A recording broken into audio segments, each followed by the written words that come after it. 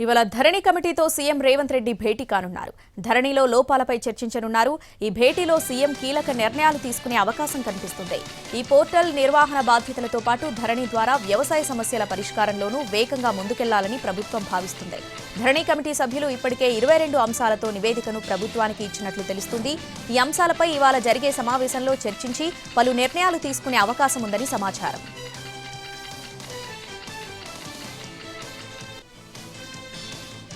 నేడు టీడీపీ జనసేన అభ్యర్థుల తొలి జాబితా విడుదలయ్యే అవకాశం కనిపిస్తుంది. కూటమి లెక్కలు ఎటూ తేలకపోవడంతో టీడీపీ జనసేన సీట్లపై ఇప్పటి వరకు క్లారిటీ ఇవ్వలేదు. దీంతో రెండు పార్టీల క్యాడర్ అసహనంలో ఉంది. బీజేపీ పెద్దల పిలుపు కోసం ఎదురు చూస్తున్నారు చంద్రబాబు, పవన్. ఈ నెల 28న తాడేపల్లిగూడెంలో టీడీపీ జనసేన ఉమ్మడి సభ కూడా జరగనుంది. ఉమ్మడి సభ నాటికైనా పొత్తులపై స్పష్టత ఇవ్వాలని రెండు పార్టీల నేతలు కోరుతున్నారు. దీంతో సీట్ల ప్రకటనకు ఇవాళ మంచి రోజని టీడీపీ వర్గాలు భావిస్తున్నారు. నేడు కొన్ని సీట్లు అభ్యర్థిత్వాల ఖరారుపై క్లారిటీ ఇవ్వొచ్చనే సంకేతాలు వస్తున్నాయి.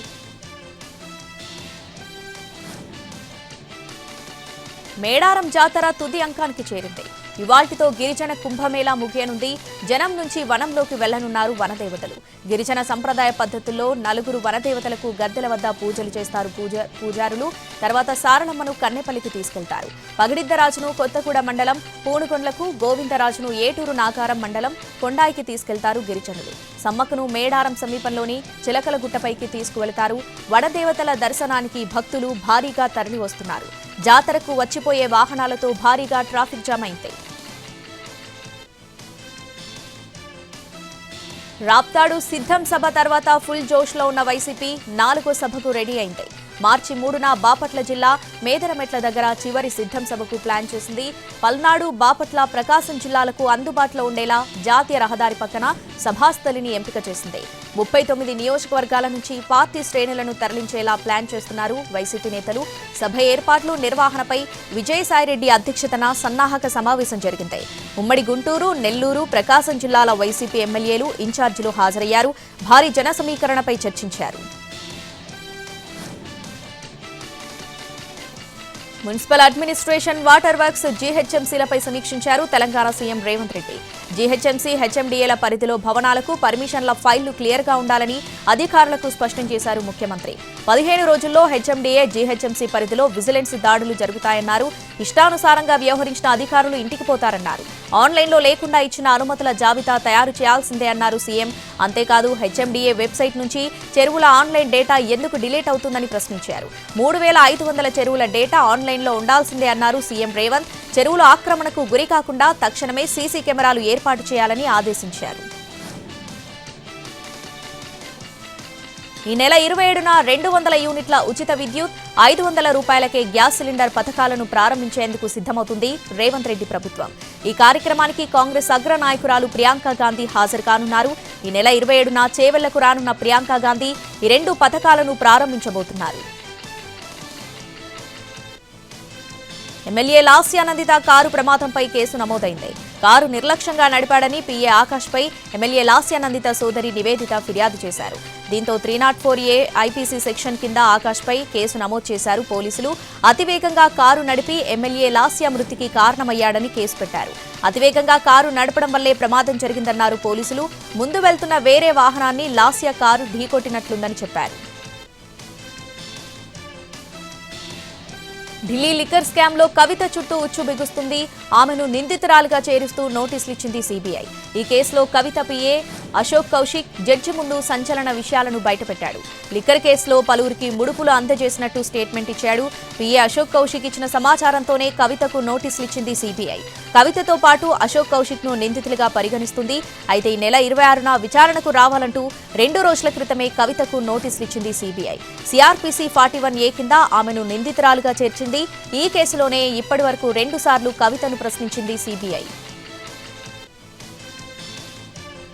ఎమ్మెల్సీ కవిత త్వరలోనే జైలుకెళ్తారన్నారు కేంద్ర మంత్రి అశ్విని కుమార్ చౌబే. సంగారెడ్డిలో విజయ్ సంకల్ప యాత్రలో పాల్గొన్న ఆయన సంచలన వ్యాఖ్యలు చేశారు. ఢిల్లీ లిక్కర్ స్కామ్ లో కేజ్రీవాల్తో పాటు కవిత కూడా జైలుకెళ్తారని అన్నారు.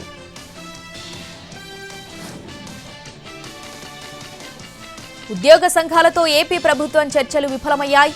ఉద్యమాన్ని కొనసాగించాలని నిర్ణయించింది ఏపీ జేఏసీ. ఈ నెల 27న చలో విజయవాడకు పిలుపునిచ్చింది. కొత్తగా ఈ సమావేశంతో తమకు వచ్చిందేమీ లేదన్నారు ఏపీ జేఏసీ నేత బండి శ్రీనివాస్. మరోవైపు పీఆర్సీని పూర్తి స్థాయిలో ప్రకటిస్తామని ఉద్యోగ సంఘాలకు చెప్పామని మంత్రి బొత్స తెలిపారు. మార్చిలోపు బకాయిలు చెల్లింపు పూర్తి చేస్తామన్నారు. ఈ నెల 27న చలో విజయవాడను విరమించుకోమని కోరామని బొత్స తెలిపారు. టెట్ డిఎస్సీ పరీక్షల నిర్వహణ తుది విచారణను ఏపీ హైకోర్టు ఈ నెల 28కి వాయిదా వేసింది. ఈ రెండు పరీక్షల మధ్య సమయం కావాలని కోరుతూ అభ్యర్థులు హైకోర్టును ఆశ్రయించారు. దీనిపై విచారణ జరిపిన ధర్మాసనం మధ్యంతర ఉత్తర్వులు ఇచ్చేందుకు ఒప్పుకోలేదు. తుది విచారణ ఈ నెల 28కి వాయిదా వేసింది. కౌంటర్ దాఖలు చేయాలని ప్రభుత్వాన్ని ఆదేశించింది ఏపీ హైకోర్టు.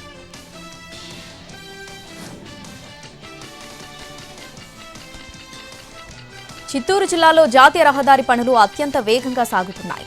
హైవేల అభివృద్ధిలో భాగంగా మదనపల్లె తిరుపతి 4 లైన్కు కేంద్ర ప్రభుత్వం నిధులు మంజూరు చేయడంలో పనులు జోరందుకున్నాయి. మదనపల్లె నుంచి వాల్మీకిపురం, కలికిరి, పీలేరు మీదుగా తిరుపతి వరకు సుమారు 3,000 కోట్లతో NH71 విస్తరణకు కేంద్ర ప్రభుత్వం అనుమతిచ్చింది.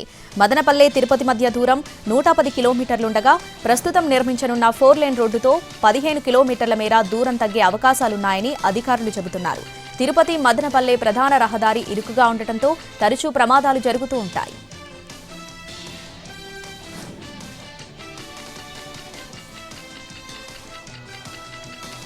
చీపురు కొనుగోలు విషయంలో తలెత్తిన గొడవ కత్తిపోట్లకు దారితీసింది.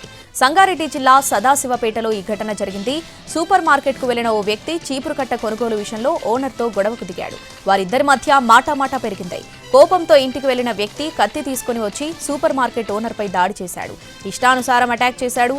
తీవ్ర గాయాలైన అతన్ని ఆసుపత్రికి తరలించారు స్థానికులు. పల్నాడు జిల్లాలో దారుణం జరిగింది. ఓ వ్యక్తిని దారుణంగా చంపేసి పెట్రోల్ పోసి తగలబెట్టారు దుండగులు. ఈపూరు మండలం అగ్నిగుండాల ప్రాంతంలో ఈ ఘటన జరిగింది. మృతుణ్ణి బొల్లాపల్లి మండలం మాలపాడు గ్రామానికి కౌలు రైతు తులసి నాయక్గా గుర్తించారు. ఇక మిరప చేనుకు వెళ్లి వస్తున్న తులసి నాయక్పై దాడి చేసి హత్య చేశారు దుండగులు.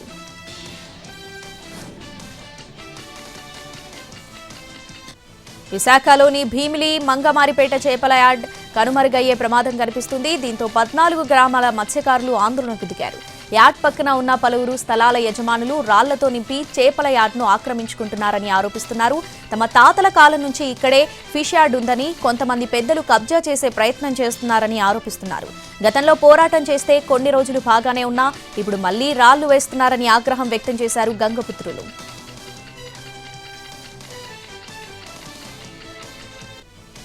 శ్రీకాకుళం జిల్లా పలాస రైల్వే స్టేషన్లో తనిఖీలు చేశారు రైల్వే పోలీసులు. గంజాయి తరలిస్తున్న వ్యక్తిని అరెస్ట్ చేశారు. అతని నుంచి 17 కేజీల గంజాయి స్వాధీనం చేసుకున్నారు. ఒడిశా రాష్ట్రం గుణపూర్ ప్రాంతానికి చెందిన ఆశిష్ నాయక్ ఉదయగిరి ప్రాంతంలో గంజాయి కొనుగోలు చేశాడు. అక్కడి నుంచి పలాస మీదుగా సికింద్రాబాద్కు తరలించేందుకు ప్రయత్నించాడు. పలాస రైల్వే స్టేషన్లో ఆగిన రైళ్లలో ప్రయాణికుల లగేజ్ బ్యాగులను తనిఖీలు చేశారు జీఆర్పీ పోలీసులు. గంజాయి స్మగ్లింగ్ చేస్తున్న ఆశిష్ నాయక్ను అదుపులోకి తీసుకున్నారు.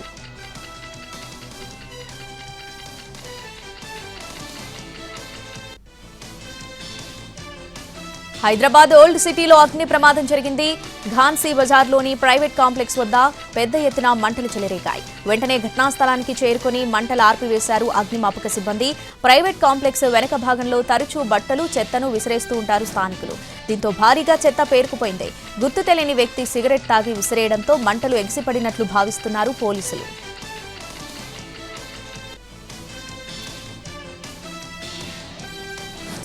యూపీ యువతను డ్రగ్స్ బానిసలంటూ రాహుల్ గాంధీ అవమానించారన్నారు ప్రధాని Modi.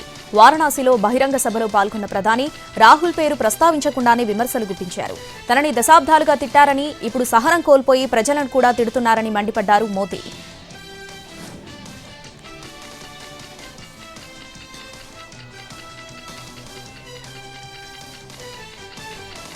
Karnataka CM Siddaramaiah, deputy CM DK Shivakumar Rahul గాంధీకి నోటీసులు జారీ చేసింది ప్రజాప్రతినిధుల కోర్టు.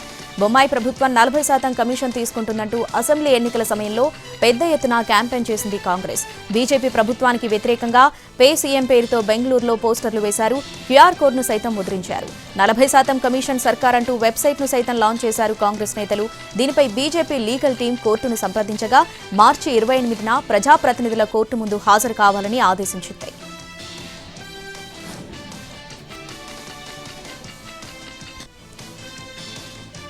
పార్లమెంటు, అసెంబ్లీ ఎన్నికల సన్నాహాల్లో బిజీగా ఉంది కేంద్ర ఎన్నికల సంఘం.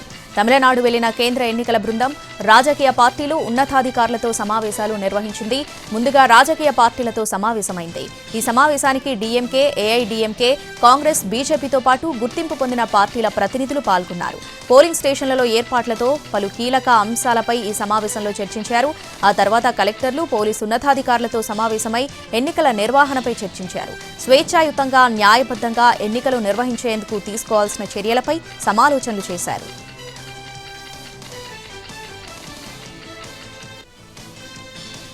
హర్యానాలో రైతుల ఆందోళన మరోసారి ఉద్రిక్తతకు దారితీసింది.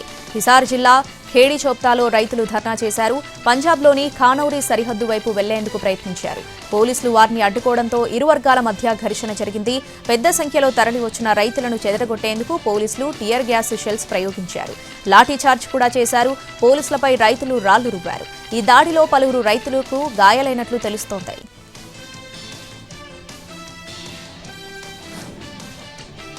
పశ్చిమ బెంగాల్ సందేశ్ ఖాళీలో మళ్లీ హింస చెలరేగింది. టీఎంసీ నేత షాజహాన్ షేక్ తమ్ముడి ఆస్తులకు స్థానికులు నిప్పుపెట్టారు. మహిళలపై లైంగిక వేధింపులు, భూకబ్జా ఆరోపణలు ఎదుర్కొంటున్న టీఎంసీ నేతలపై ఇప్పటివరకు ఇలాంటి చర్యలు తీసుకోలేదంటూ స్థానికులు ఆగ్రహం వ్యక్తం చేశారు. బెల్మచూర్ ప్రాంతంలోని ఫిషింగ్ యార్డ్ దగ్గర ఆస్తులకు నిప్పు పెట్టారు. వెంటనే పోలీసులు జోక్యం చేసుకుని ఆందోళనకారులను అడ్డుకున్నారు. మరోవైపు సందేశ్ ఖాళీ వైపు వెళ్తున్న రాష్ట్ర బీజేపీ మహిళా విభాగం బృందాన్ని కూడా రాష్ట్ర పోలీసులు అడ్డుకున్నారు. బీజేపీ ఎంపీ లాకెట్ చటర్జీని అదుపులోకి తీసుకున్నారు. ఆ తర్వాత విడిచిపెట్టారు.